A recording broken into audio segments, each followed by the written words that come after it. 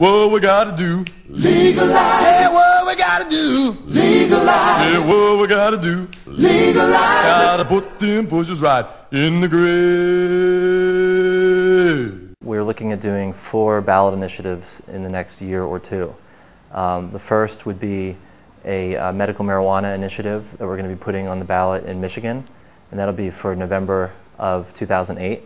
And that's sort of a standard medical marijuana initiative. It's similar to the laws that currently exist in Rhode Island and Montana and states like that. The polling is 60% for that initiative, so we're expecting to pass it unless there's some weird controversy. Second initiative is in Arizona. We're going to be putting a medical marijuana initiative with dispensaries on the ballot in Arizona for November of 2008 also. And the polling for that is at about 72%. So we're looking to pass that unless something really horrible happens. The third is a medical marijuana improvement initiative in Maine. Maine has had a medical marijuana law since 1999, but it's mostly dysfunctional. A lot of people in Maine don't even know the law exists. The state doesn't issue ID cards for patients, so the police don't really know who's legitimate and who isn't. So what we're going to do is put the ID cards into the law, and then we're also going to legalize dispensaries in Maine, which has huge support, according to our polling. And then the fourth ballot initiative, which will be on the ballot also in November of 2008, is a marijuana decriminalization initiative in Massachusetts, where we're going to be doing away with all penalties and doing away with the threat of arrest and prison.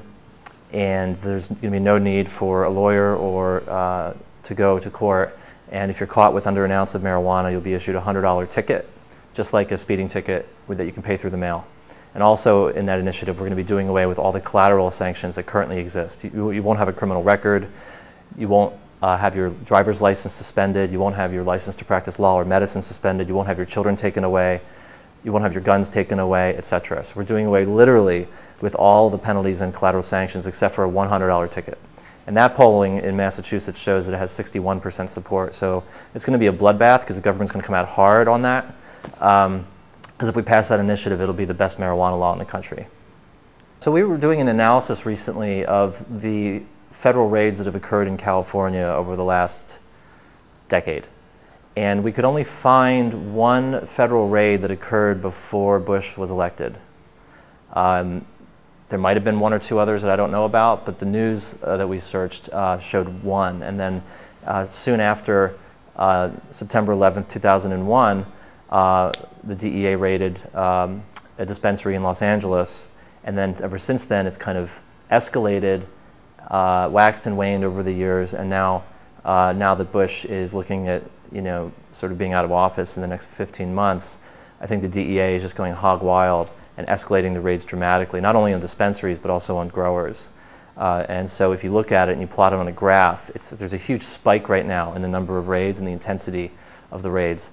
And this occurred starting in July, so just a couple months ago is when this started anew. And we expect that it's going to continue unabated until Bush leaves office.